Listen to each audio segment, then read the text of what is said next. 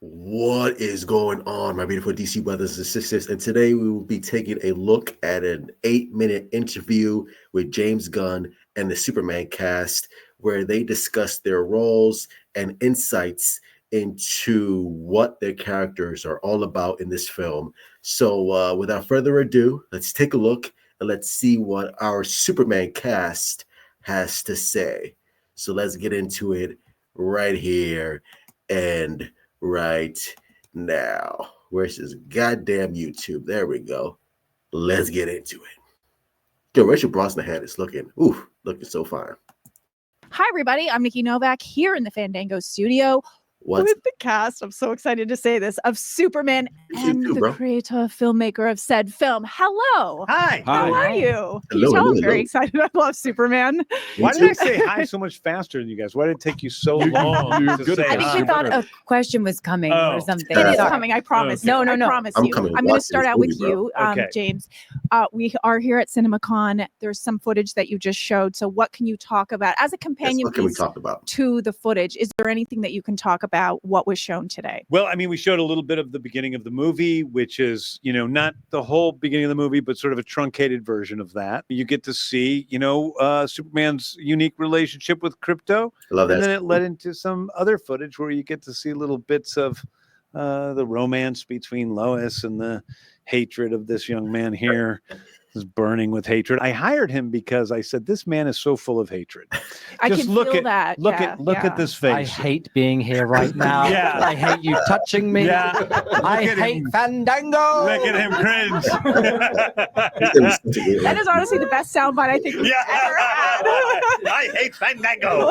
We'll be using that forever, by the way. You literally just led me into the questions that I have for all of you. Can you talk about the relationship that Superman has with Krypto? Why do they need each other in this film? And what do they bring out in each other? I did a video on that. Krypto needs Superman. Superman doesn't need Krypto. Okay. Krypto's just been it's sort of a foster situation. Superman is taking care of this dog.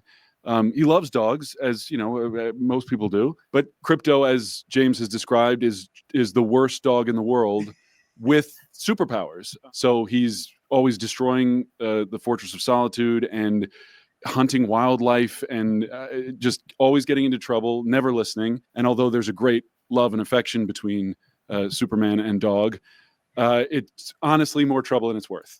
And does it build? Did you notice what he said? He said it's a foster situation. Like I said, I think Krypto belongs to Supergirl. And and throughout the film, David Cornsweet is literally just babysitting Krypto until Supergirl returns from wherever she is. But obviously throughout the film, Krypto and Superman will build that bond, I'm assuming. But yeah, Krypto is not Clark's dog. And I'm sure some hardcore Superman fans may not like that, but to me it's such a minor change that it won't affect me or the story whatsoever.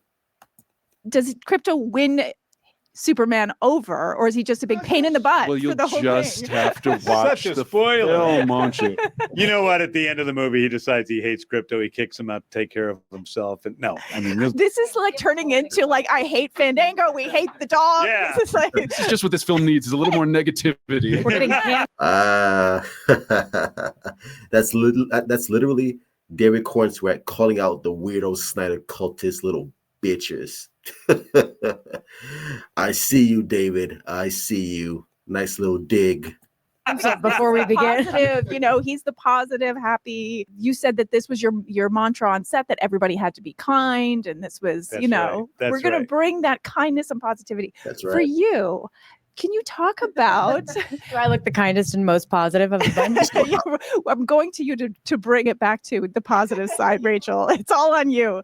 You have said that in this story, you're madly in love with Lois, but Lois is not so sure.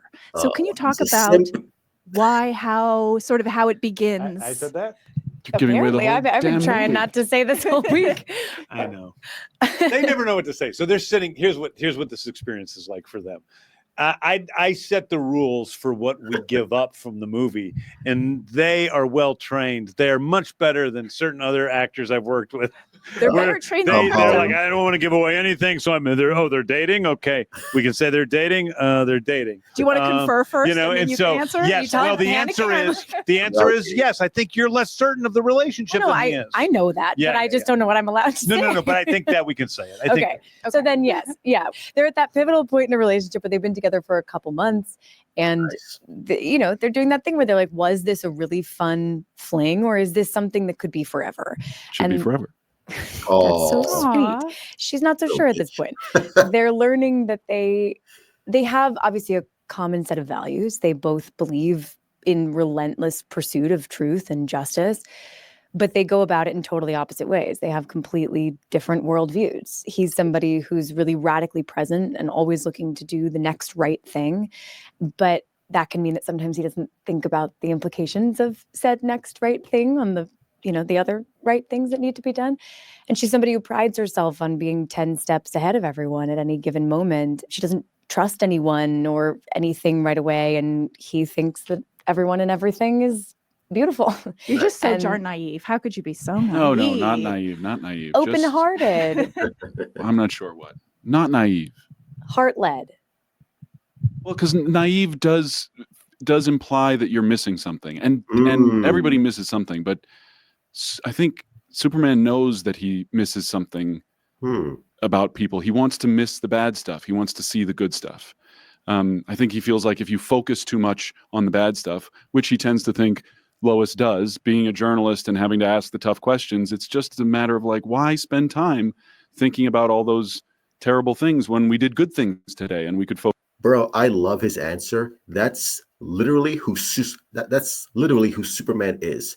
Superman wants to focus on the good side of humanity. He only wants to see the good parts, and he truly believes that no matter what, no matter how evil people are, that they can always be redeemed at the end if they just try.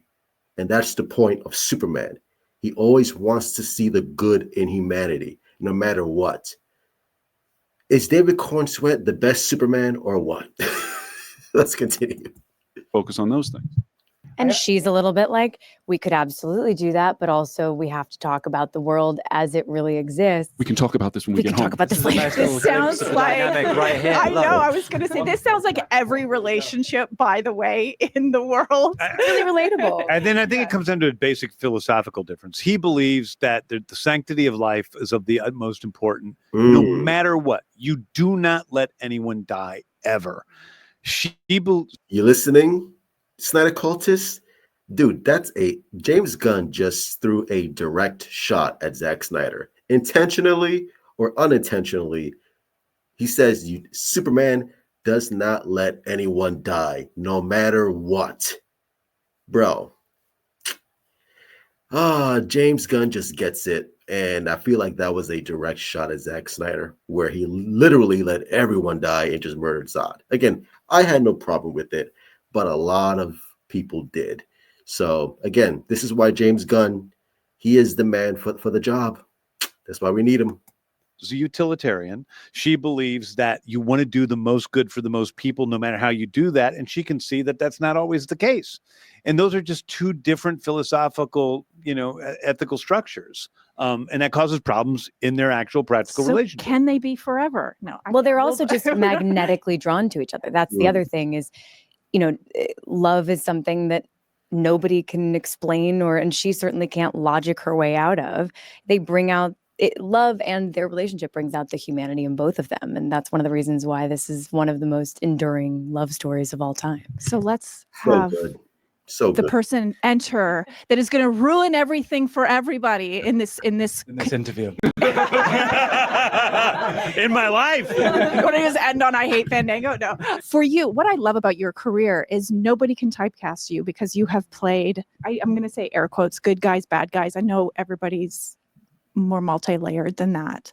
But in playing this character, I heard you say Somebody asked you, who did you look to outside of film? And you said, I looked to Lex Luthor, the character. Interesting. Yeah, he's got such a wonderful, rich history. I mean, he's been embodied by so many wonderful actors, and through the comics, there's some brilliant writers and artists have had interpretations of him. But also, just hearing you guys talking about the differences in their ideologies, Lex is kind of in this relentless end goal, and the means he justifies any way possible to get to that. So he doesn't care about the consequences of anything. He's willing to put on the line to achieve his goals, and he thinks he's right in his. Bro, why is David Cornsweet like staring hard at Nicholas Hoult, bro? Like, why? Look at him. He's just like staring at this dude like, yeah, say something, bro. Say something. I feel like there's some sexual tension going on. It's woke. James Gunn has made Superman woke. I can't take this shit. Let's continue, because this is a great answer. I'm just being stupid. Get to that. So he doesn't care about the consequences of anything. He's willing to put on the line to achieve his goals, and he thinks he's right in his pursuit as well. So, but I love this shot, by the way. Like this shot right here, he just looks so cool. Pun intended.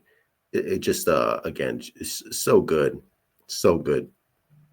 And I love his answer. It's like perfect answer for Lex. Let's go back. Than that. But somebody asked you, who did you look to outside of? That's good. Yeah, he's got such a wonderful, rich history. I mean, he's been embodied by so many wonderful actors, and through the comics, there's some brilliant writers and artists have had interpretations of him. But also, just hearing you guys talking about the differences in their ideologies, Lex is kind of in this relentless end goal, and the means he justifies any way possible to get to that. So he doesn't care about the consequences of anything. He's willing to put on the line to achieve his goals, and he thinks he's right in his pursuit as well. So, but I mean, the primary thing coming to this was James wrote such a wonderful script. The dialogue is fantastic. The world is rich and fully imagined from this whole universe that you're creating. And then he cast wonderful people in these roles, not including myself in that statement, but these two. So it's just like a wonderful exploration of what these characters could be. I think Lex believes in scientific inquiry in the same way Superman believes in life. Like, he'll give up anything to learn something new about science. Like, he'll let people die. He'll let anything happen because science is what matters. And taking that next step, even if it's going to destroy the entire planet, he wouldn't have any of the guilt that Oppenheimer had. He would just be like, I found that next step, and that's all he cares about. That was necessary. And the next film will be an Oppenheimer Superman crossover. Thank you. Suppenheimer, exactly. Thank you all so much. Thanks for your you. passion. I appreciate it. Cannot wait to see this movie. Do you want to end on an I Hate Fandango? I mean, just go for it. Oh, yes. I hate Fandango. Yeah, that was really fascinating. And again, like, these actors just completely understand the assignment. They all understand the characters and what they bring to the table, and you can just feel the chemistry here. And I think James Gunn completely understands who Superman is. Nicholas Hoult understands who Lex is. Richard Brosnahan understands who Lois is. And David Cornsweet completely understands who Superman and Clark Kent is. Like I said, I think this movie is going to be fantastic.